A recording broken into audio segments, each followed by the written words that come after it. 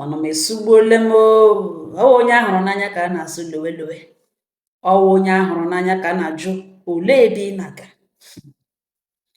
Gị gba nga ị na-eme onye ọzọ ka obi gbawa onye ọzọ, ka ị mewa onye ọzọ obi, ka ị mee ka onye ọzọ meju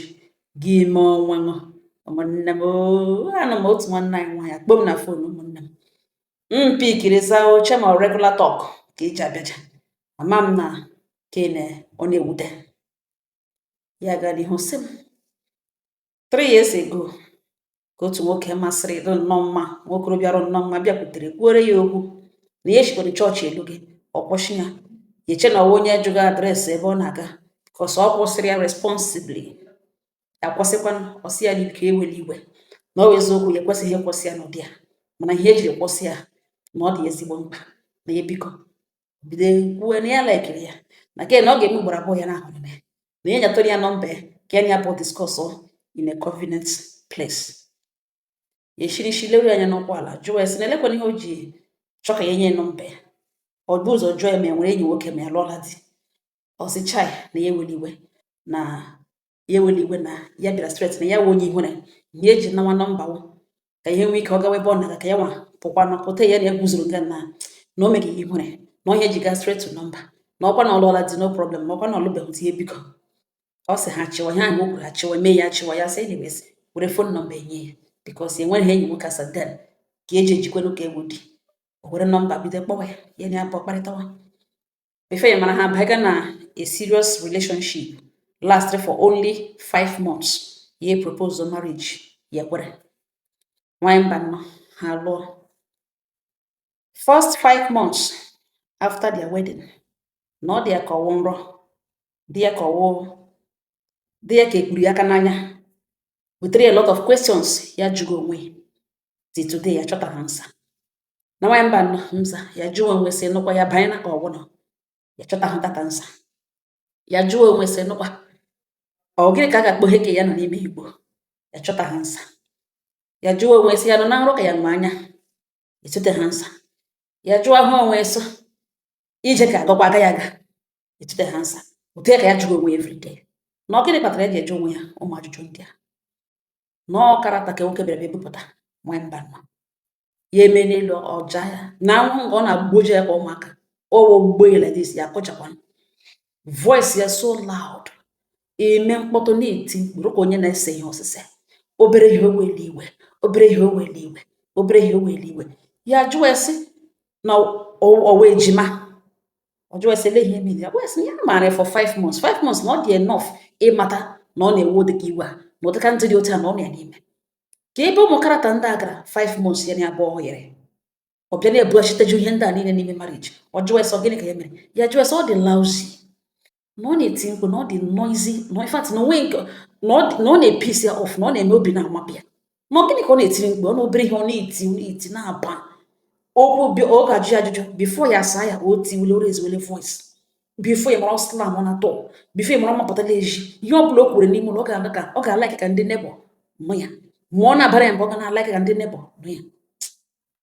Ha wụ dị ihe aha ya echege ihe ka echege ya mecha jụọ ese ọwụwa iwe onwe ike ịkwụsatara ihe bụ iwe mala ihe wụ reaction. Ọwụ mgbe niile owe iwe mapụ ejigo ụzọ mepechia windo na-eti mkpu na-aba mba why o ji dị like that. Mgbe ụfọdụ ọbacha mba abịa mecha n'ozie from ha o regret na ọwụ otu a ka a ga-esi ebi. Ọgwawa ese ọwụ fọt ya nwere na ụmụnne dị awe na ya biko get used to it na ya get ready to get used to it na enweghị ya ga-emenwe about it na o techi echi ụwa ya ya elewe ihe ka ike agwụ ya otiwe. Mgbe ụfọdụ ọ ga-etiwe ya gbakwana ya nkịtị so bọs ya get used to it na ya na ha adịkwala na used to it na otijuru omechi ọnụ ọ bazie na ịkọ ya ihe na ọwa akala anya ka ọ na-eji akọrịta ya na ọwa akala anya ka ọ na-eji ajụ ya ajụjụ. Mgbe ụfọdụ sometimes ọ nwere ike kpọọ somebody ga wolowe ya sị ka ya eshie enyi ugbo ya na-ele ka ọ naghị like iri ihuru ochi ọ naghị like iri ihuru ochi na ihe ya na-eshibeghị n'ụlọ dowe ya na-eshi na nkenke mgberi n'aka n'elite mgberi n'aka n'elite. Ọgwawa ya sị na ọ because of ọkụ ahụ na ọ na ọkụ dị eshi ihe ndị adọ jue na friza fine mana ebe ọkụ na-anaghị abịa and the generator ya dị taa omebiele na ya agaghị asabisi na ya ejighị ego eji abịa wega na that generator na-ebịa bịa buwe friza mewe ka eme ọzọ na ya eshiwe ihe niile na nkenke nọ na-alike ka eshi adụọ na like everyday aka gaga na eshighị n'ihe ya foshira mgbe niile eshighị afoshira ya sị na ọhịa bịara ele na ihe ya ga-eme ihe ọ na-eme okpo ọwụ na ọ ga-alọta in the next 3 hours okpo so ngwa ya menwere mgbe abịa ga ebido ebe mee fresh vegetable mewe ihe niile na nkenke na nkenke na oloteghala ọwụ na ya ha dịbere dị ya bonu ya ahụ after like 20 minutes ya ha dịbere dị ebe niile gwuru ọkụ ome mara ịbịa na kitchen na buru ya tọpụta ya eji ome ya first time mee ya second time ya eme adjust memie ụfọdụ ihe like ya eshi anụ denwe ya memie ụfọdụ ihe so that okpoghalasi ya lowele ya edere ọlụghala wụrụ last ihe ga-etinye dịta ha wụrụ vegetable ya fotu ya na ọzọ ya na-eshi eme every time ya find ka a way around a particular character o wepụtakwa n'otu ya chọkwa a way around it n'oge ha shibiri na nwanyị mba na mza ya fili na ọ na n'ihe di ya nwere as character ọ na-asọfa ọ bazie na ụmụ nwaanyị gburugburu gbarabara bido chugburiwe nwa landlord ha nwatakịrị magide mama a very young girl na-erube 18 years nwatakịrị maga mama white wụsawa ụkwụ di ya ekputekpe iri nwatakịrị nọ ntara kputekpe iri nwatakịrị ihe na onye ahụ nwa ahụ o ji chụ ya bụ ihe n'onwe ha otu aka di ya na-ebi nwatakịrị ego otu aka di ya na-enyo nwatakịrị otu isi ọ zụrọla gift ọzụzụ fon ọzụzụ ya enwe iPhone mana ọ zụrụ the girl iPhone ya makwara na ọhịa gaga n'ime compound until somebody agaga notice gaga gwazie landlord si elekwekwe tenant o tiri n'ụlọ na ọ wụzi landlord bịaziri n'ụlọ ya na won gadi na ya nwa anwụ anụ na ya nwa anwụ ihe ọchọtụge nwa ya na otu dị na ya nwa ga-emeki sure na otutere ya onwe nyekwere ka ya eriju ya afọ ya stay away from ada ya nwanyị no way married man ji ofu nwa na nwunye ya mụchabe na ha ka chọsọ lụọ na ihe biko stay away from nwa ya nwanyị ada ya nwanyị di ya sị ọga landlord na ọ hafụkwara ya ahụ na ọga landlord ahafụkwara ihe di ya nọrọ n'ihu ya na-agwa landlord na ele otu o si mara na marriage ya nọ n'ime ga last na ma nwoke hụ nwa like na ọwa ego ka ọ ga-eri nothing else the man na-agwa not useless for iri ịsa ya ahụ sara na ya mgbe ya bịa pụọrọ ya n'ụlọ na ọ otu o si nye ha quick notice ha echi ebe akwara nwanyị mba nnọọ ebe ọzọ ha kwara ga another problem esualite nsogbu eshi n'ala di ya ewu alaba street a niile onye nwatakịrị obere nwa ka ọ hụrụ ya kpụrụlakpo ya efili na ọwụ nọ ka otu o si biri mana ya ama hụ na di ya ga-emekwu ihe wit ndị ara ọ gịnị wụ the problem ebe ha kwagara landlord ya nwa ya nwaanyị nọ skuul eshi ebe a welata because girl sere ihe osise isi agbaka ya isi ekwuo ya egbe ewere nwa anọtara welata ya were denwe n'ụlọ na self-con ebe nna ya rụpụrụ ụlọ denwe this girl ebe ahụ gbachie dị ụzọ anaghị emepe mgbe ụfọdụ ga-emepere ya protector emepe dọ hapụga protector mana protector na-agbachi ya ọ ga na-abịa elegharị anya ọ bịa lericha anya ọ bịa were akwụkwọ ya gụnwa ihe akwụkwọ nọkwago baịbụl ga-ede nwere ọgụgọgọ mechie ya ọchị ga toilet na ebe ahụ because all self-con otu a ka nwa anụtara nọ nna ya na ebe ahụ nwunye na nobody na-agbaghere ya ebe ahụ olesagara enyi ya eri and ọ dịkwa na violent because ọhịa ọ ṅara ahụ so the thing na-eme ya na-adịtụ quiet eme ndedu onye ka landlord na nwunye mere travel ha gara burial ya onwe ya gawa biznes ya kpọrọ nwa ya gawa biznes ya nwanyị mba nọ mza somebody akpọrọ na phone say lebia na ya elowekwe na ihe emebiele ya sọ gịnị mebiri gịnị mere ọzọ onye asị ya lụọ obi ejiri anya elekiri ihe megenụ asọ gịnịkwanụ ya na-ajụ sọ gịnịkwa onye asị na mgbe ọ lụrụ ọnwa ọgbagos na ọ lụrụ olu ụlọ bụ eji anya elekiri ihe awụghị ya ga-ekwu na fon ya maga na moto gbara ọsọ were ije lorute na kọmpand ebe niile mmadụ ejule ọ gịnị mere a na-akụ na die nara nwa nga landlord obere nwa like nwa 14 years nwa nwanne ha nwaanyị relative ha na ya nọ landlord na nwunye emere travel ụmụ ya anọghị ya etoshala apụshala ke gbagakwa n'ara edewere n'ime ụlọ wụ last born ọkwa ihe ọṅụrụ na skuul ebe ọ gara ka ihe ahụ jiri mee ha edeweze ya house arrest then obere nwa 14 years ha na ya nọ n'aga 15 years otu a landlord mere travel na ọwụ na chijie ya gaa na nke nwanne landlord na ndị eji edenwe dị ka o nwee ike nye nwa ha nwaanyị nọ na house arrest ka enwe ike nye eri onye eri ụkọtụ onye eri ka ehihie nye ka abalị ọ gbachie dọọ tanisha agbachi dọọ ya were kii ka kwuru na ka relative ahụ ga ebe ahụ a ga-ehie na ehigbule naanị ya gbachie dọọ pụwa na ọ instruction e nyere nwa 14 years na-aga 15 years dị ga kwere o wekele na compound di ya ajụọ nwa tọntọ sele ki a na-eji agbapere nwa landlord ya ụzọ na ele ki a na-eji emepere ya ụzọ the young girl asị na ọ nọ n'ime ụlọ ya si enye eki ahụ ka e were kpere ya ekpere na Holy Spirit si ya ekpere this young girl ekpere obere nwa nwere respect ya ga-eweta key because all tenants dey ofile na ọwa adult and onye ọbụla chọga solution for the young girl ọ ga-eweta key chega di ya were key gbape protector gakwuru nwa landlord nọ nwa ọhụrụ obere nwa very pretty girl nwa like 19 to 20 jide nwayọọ ịkwụrụ nwatakịrị nọ ntara bido gwusiwa ya egwu bido emewe ihe mepee baịbụl gụrụ ụzọ ahụ gụshizie nwatakịrị wetara ki amawo ihe mege n'ime ụlọ ya gụrụ ụzọ gụshie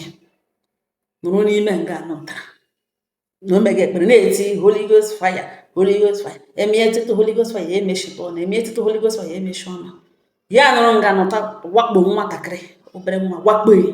nara ihe n'ike mgbe ọ nọ na-ekiri gezi the girl na struggle na-asụ nwa big man na-asị ya you alright why you doing this ọ maghị ọ nọ na nwatakịrị nweghị problem ọ maghị dịka problem ọ nwere nwatakịrị ihe na-eme na-abịa abịa na-apụ apụ ọ dị okay this minute the next minute ya ekopụ audio and ọ dịghị the violent the girl na-ajụ ya are you okay are you alright why you doing this is my father's compound you can't do this to me you can't do this ya ka ọ nọ ya na nwa di ya force onwe ya ọ na ofu tenant alo hụzi the girl ka o fufere n'ihu dọ the tenant address ọ gịnị ka ọ nọ ebe ahụ emege naanị ya na anwa na ya pụọ nọ ebe ahụ ọ sịwa na dede nọ nga na nkọ nọ ya so which uncle jụọ sị mama ya kwanna landlord kwanna nwunye sị ha mere travel ha gara beria the tenant erutezi nso gbaze nkịtị hụzi na ihe mega on the air force kata the girl bido tiwe mkpe were aka kwụ ya nọ na-eti fire Holy Ghost fire nụrụ nga nara nwatakịrị ihe n'ike by force o mewekọrọ ihe ya na ntara mechaa kpuru trouser ya yiri uwe ya the girl adụ na-ebezi akwa na-ebe ụzọ oguhere like this lepe one of the tenants the man address what have you done na gịnị ka o mere this girl ọ sị ya na ọ ekpere ka ya bịara kpere ọ jụọ sị ekpere as pastor ka ọ ekpere as gịnị as onye ka ọ bụ na ekpere na ọ bụla na ọ galaga kpa nwa ha agwa ọjọọ bifo ị mara na afọ ime arịrịshiwa ajụọla onye tụrụ ime na ekpere gị na ọ ga-ekpere na consult hụ landlord ha nọrụ present mgbe ọ na-ekpere ka o ji wụrụ na onye amụma ka ọ ga-ele mgbe ekpere o nwere kọlin elekwana eshi ọkwa pụtere ya na ha niile bụ ya ụzọ biri ebe a ọ batara ya asị pastọ kedu ihe ọ gara ebe ahụ na-akọwa na landlord anụ ya landlady anụ ya ọ nara nwatakịrị ka igu baa ebe a gụchie ekpere ka o megakwara nwa ahụ o gụchiri dọọ o wee kpere gịnị the man na-ewelite olu bifo mara gada crowd agbakọ asị ihe awụ ekpere asị ga-ele nwatakịrị ahụ ahọpụta mmadụ abụọ ụmụ nwaanyị abụọ aga ma nwatakịrị aka n'otere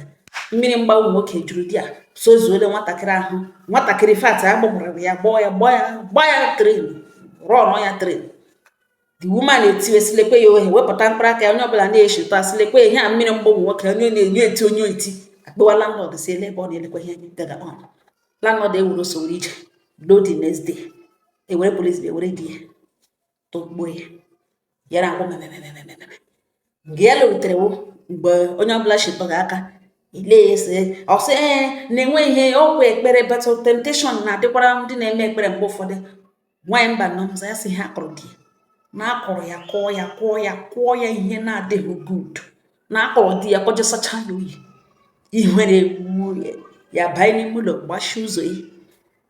ya gbachi ụzọ ya like kpụrụ nwa ebe gịnị side gbachie ya ka ọ hapụ ịbata ọgbawa ọsọ ndụ bata ebe ahụ na ha gbugidere ya ilu gbujuru gbuo ya ilu afọ landlord agara bịa lọta the next day were polisi eme the arrest ewepụ okwu kpọrọ nwatakịrị gaga ụlọ ọgwụ gasa nwanne ya sistem na o furu di ya kpọrọ nwanne ya nwoke kedị ọkpara ka ahụ ji ego na o furu di ya that case ihe ahụ mere nwa ahụ ma gịnị mee isettle out of court and everything furu di ya 3.5 million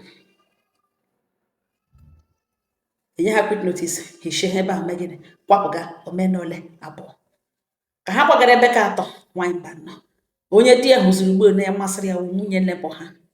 nwunye mmadụ, ọ wụzi onye ya na di ya gburugburu gbarabara the man egidezie di ya na nwunye ya ka aha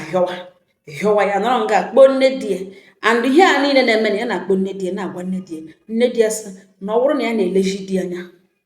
na ọ bụrụ na ya rụ nwa n'elu bed, na nwa ya nwoke agaghị ele nwaanyị ọzọ anya, na nwoke agaghị ahụ nwaanyị rụ nwa n'elu bed ọrụ ya mma ma ịdị ọcha, ọwụghị ịbụ ị na-eshi ushi, ọwụ ị na-adị dịtị, na ya ahụtaka na nwaanyị ọbụla di na-agba n'ezi na nwaanyị ahụ anaghị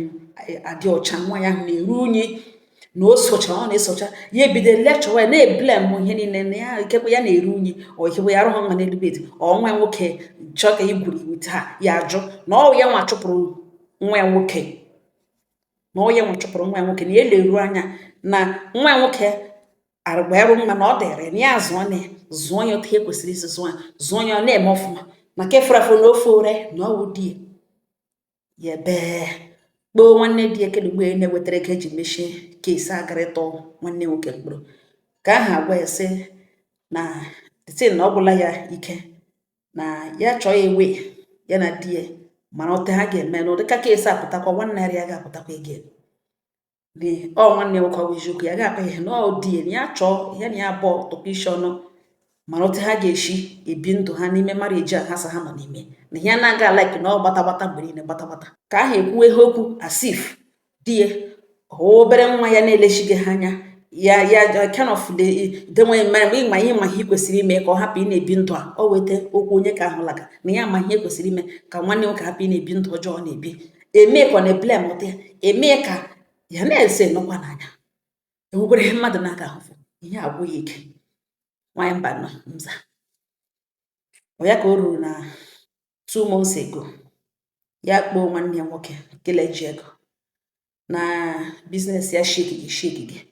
na enweghị ihe ya na-eme, na ya biko setụlụ ya, enwe ihe ọma ọ ga-emere ya, na ihe ya na-aga eme gị onwe ihe na mgbe nwoke gbapụtakara n'ụlọ enweghị ihe ọhụrụ na-eme ya ezuzugharịwa, na ọ chọrọ ya ego ka eji laghachi back to business. Kedu ọkpara jụọ esi ihe ka ego ole ka ọ na-edere, ọ gwawa ya sị na ọ bụrụ na ọ ga-enyenwu ya like 4 million na ọ ga-ezuye, ọ gwawa ya sị na ọkwa hụrụ ego eji close kesi ọ banye n'ime na-etebe aka ka ọ chọrọ akwa 4 million naira from him, n'ofi na ya meghe gị nọ biznes ka ya na-eme, zụọ biznes gị nọchọ ya na osidezi ya ga-abute ka ya mechie shade ya nye big the money, ọ sị ya mahụ na ya biko na ọhịa ya chọrọ kama emechakwa ya kwụghachi ya bifo ya mara nne di ya kpọwa diọkpara ya rịọwa ya onye ihu a na-akpọ ọ ya ka ke diọkpara kokere were ego ọnụ ntara kpọọ meeting onye ọbụla losha ya emido n'ihu onye ọbụla mere transfer of 5 million naira si ewere gbawa mbọ na omewe ọfụma na ya ga-adịrị ya mụ, onye ọbụla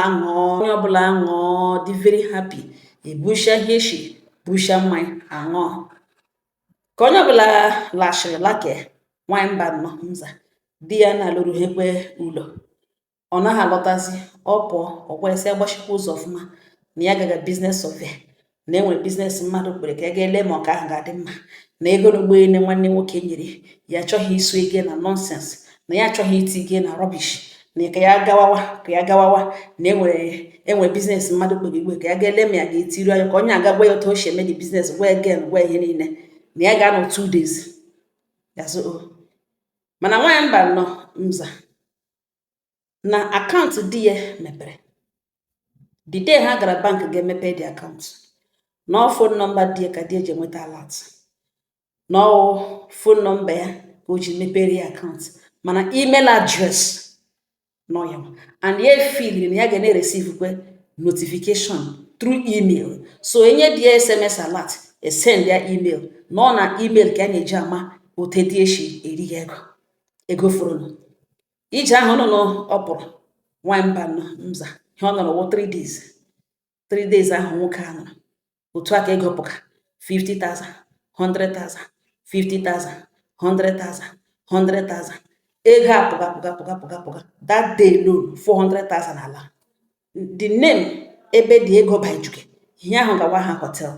ya chọghị bịa kpọ hotel ahụ ebe ihe ahụ gawa ha hotel ya so chimo na o bidere oriwele the money ya gba ya nkịtị. ụlọta na biznes a na ya laikichaghị ya na onye ga-echaghị ya gain ohi ya tụwara anya na o bịara ekpere ga ebe ọ na-azụ ahịa ya lee otu o si azụ na ọwụ ọrụ ike na ọ gaghị enyecha ya ihe ya chọrọ na ya chọrọ biznes ya na-eme ya na-ahụ ego nwe ike na-eto eto ya so oke nwamba after like 4 days again ya ga-enwere ka ahịa ka akpọgị igbo na enwere biznes ka akpọgị igbo a na the guy na ọnọfa na ka ya gagodu do na ya ga-agbakọ moto gị na emechikwa ụzọ ọfụma na ihe ya na ugbu a na ọwa ịchọ biznes ya ga-eme ọwa every time emega one business ọ dị ọda ka ya chọọ steady biznes ya ga na-eme ga-abara ya uru di ya so oke ojike buo ngwongwo buru efe chịrị juo ma traza ma neka ma boxers ma towel na ihe niile wega na akpa na oje eme travel buru ma perfume everything gwegodo ngwuregwu move ozugbo di ya pụrụ ya kpọwa ya na fon ka ya enweghị ya chọrọ ịjụ ya nwa ya mba nọmza ozugbo a di ya krọsụrụ pụọ o rughị 30 minutes ya kpọwa ya na enweghị ya chọrọ ịjụ ya nọmba ya digidere busy digide busy for over 13 minutes ya nweta ya sị nụkwa ọ baghị uru ịjụwazie destin mgbe ọ nọgbuo na ọ ga mekwe na ọ bụ na opi ikiri kọl ya kpe o nwere ike lughachita ikekwe ihe a nwere ike dị ya mkpa ya gawara na gbana ya nkịtị o kpeghachikwa na bak ọ gawara onwe ọ nọwakwala ebe nụtara n'ụwa na ọha another 4 days otu akwa ka ego pụga otu akwa ka ego pụga otu aka ego na-apụ ego na-apụrụwa ego na-apụrụwa ego na-apụrụwa o tere ya mma rie oge keda dị rie another 500,000 nwanyị mba ọ ya ka ọ lụtara na what of ego a na nwanne nwoke nyekwere ya na ya werekwanụ 2 million naira tige na biznes ka ya na enwere ike ị na-enyeli ya 300,000 every month na ya nwere ike ị na-enyeli ya na ya nwere ike ị na-enyeli ya 300,000 every month ya chịwa chigburucha onwe ya si die ya sị na o were ụdịka ego ahụ tigere na biznes ya na ya nwa comfortably ga-enyeli ya 300,000 if not 320 di ya sị he ngwa ka enyere ya na otige na biznes ya mazie na because all these businesses eme ya chọrọ akpọga bịa na ego na ya na enweghị ihe na ya ka enye the money so every month onye ya 300,000 ya si die no na ọwụ ndụ lazy man ka ọ chọrọ imenwe introduce na nwanne nwoke nyere ego chọọ ihe ọ ga-eme na o werele the money 2 million nye werezie 3 million ga-ararie every month ya na-ata ahụhụ na-abịanyezi ya 300,000 asa onye mekwere biznes gbagọ mbọ emegede biznes ya enyecha ya 300,000 olee ihe ewu gawu nke ya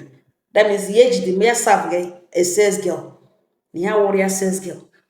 ya mechaa at the end of the month ya chịkọrọta 300,000 chege kedụkwanụ nke ga-abịa n'akpa ya asa onye gbara mbọ na that amount of money ya gaghị ewepụ more than that in a month na ya enyecha that 300,000 ya bụrụ ya weziere di ya gwabasị na ọwa ga enweta tọtọ ọbụla oshidi na ọwụ na 50,000 aka agaghị asị ya were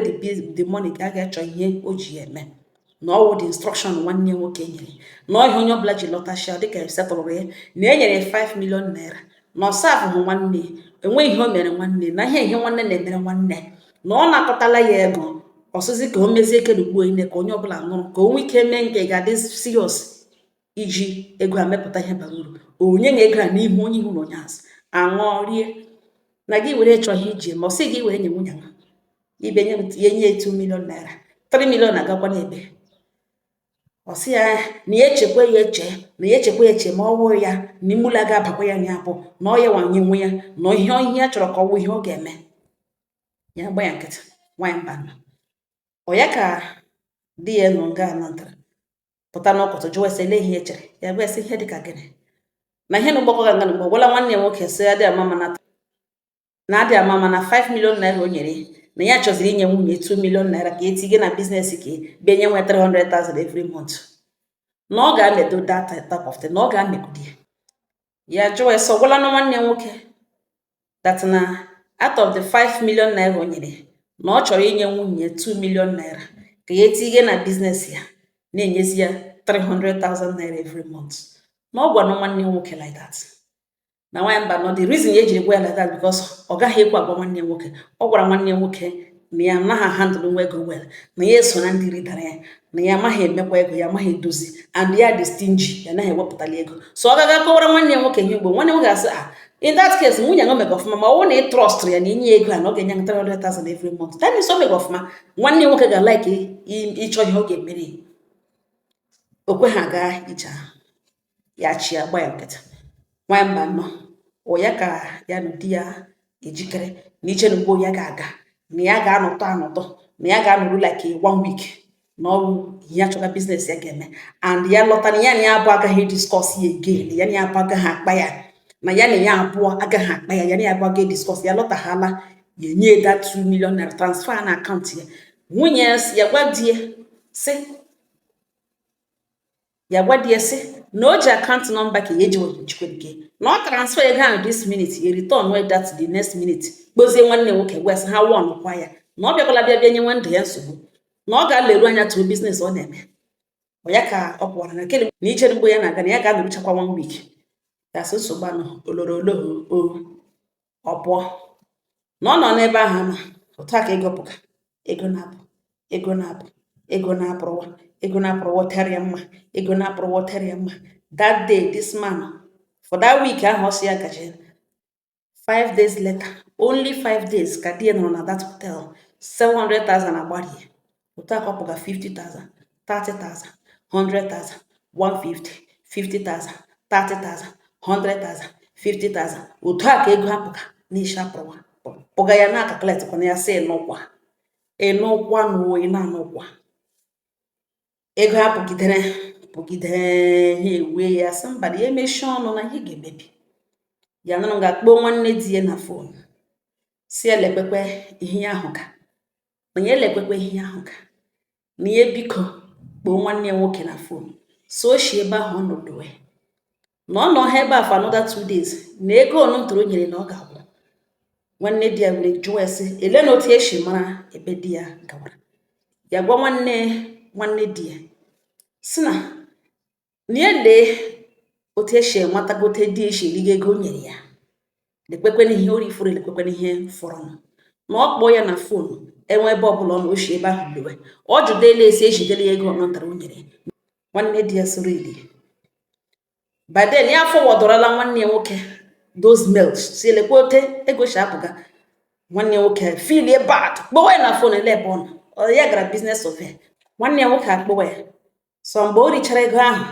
ka ọ ga-alọta from that place ọ nọ. Ya sele ihe o ji ekwu like this na ya gara na business survey, ya gara ka ọzọ. Nwanne nwoke asụ nsogbu anọ gbanyụọ fon ya, kpọkwanụghị di ya n'ihi na obi arọ ya mma, ya akpọghị ya, o kpọkwanụghị ya chie hụ that day, that day jie hụ the next day ga-emekwanụ that ije ahụ ọ pụrụ 6 days. Ya ka ya nọ nwanne di ya kpọwa ya jụọ ya sị onye kpere na fon, ya sị mba. Ọ jụọ ya sị onye kpere na fon, ya sị nwa onye kpere na fon na di ya okpola ya, gwa ya na di ya kpọbekwana n'ihi na obi arọ ya mma, na ya agba ya gaga biznes ya. Onye ajụrụ anaghị ajụ onwe na ihe omega ọgwụ ihe ya ga-eji azụ nwa nwoke na ya kpọka. Nwanne nwoke agbanyụ fon, nwanne di ya agbanyụ fon, ọnọtọ ha kpe asha ha ya si ya na enwere onye kpọrọ ya again. Ya sị na enwebeghị onye kpọrọ ya, ọ sị ya na something gagara ngụ na ọ bụ onye kpọrọ ya nwa na fon, na ya wụ last call this number dialed, na onye nwe fon a na-egbuole na ọ nwụọla, na the girl gburu ya na-etughi etuga na investigation gaga on. Biko na o nidere ịbịa ọwụ na ọma onye ọwụ ihe ahụ eji save ahụ ebe a na ọwụ senior brother, na ọ bịa onyezie nwanne di adres ihe nwanne di gwagazie. Ya ka nwanne di nwere na moto gawanụ pụọ rute na the state were police na the nearby station ihe kọrọ police ihe ha nyezie ya 1 police officer ya were gawa na the hotel room rute di ya nwanyị mba na ọwụ obere. Akụkọ were na-akọ ha ekwuo mgbe this man lodged na their room, na since ahụ ji nọ na that hotel na otu akwa ụmụ nwaanyị na-abịa na room ya steady, a na-abịa a na-ala na according to receptionist na the first girl bịara ebe ahụ mgbe the girl pụrụ ya sị the girl na o chere ka ya gaa dishon onye ọ chọtara nọ ya, o soro ya na ihe a ejigecha ya na CCTV na kamera hotel dị nwere ha ji chere onwe ha eji defend onwe in case of ụdịrị ihe a dị onye ka receptionist soro the girl laghachita back to the room ka ọ gaa hụ dị sure that na onye ya na onye mere invite or onye otu bịa dị okay before na check out the two aka CCTV jiri receptionist ote ya na the girl she walk back to the room ya ga-ahụ ya ejizie mgbe the man bagara the receptionist mba na-abara ya chọkwa ịhụ ya ebe a again na-abara ya na-aba emegheme ya kpọọ manager nwe the hotel because number manager na ebe ahụ to call in case of any complaint ya kpọọ nọmba ọhụrụ ebe ya wụ nọ manager ya gwa manager na ọwụ nọ receptionist ya na ya chọzi ka ọ na-abịa ebe a na-abịa disturb ya na ọ na-echeki ma ya dịkwa ndụ na ọ ya nwa mere onye ọbụla wụ guest ya na onye ahụ ya mere invite na ya gaghị eme invite onye ga-abịa igbu ya ebe a les chi ya ọ chọwala igbu ya already nwanyị mba nọ nza na ọ wụta ka the hotel manager ji record call ahụ na ha na-eme ya for security purpose ọgwụwa the man na o need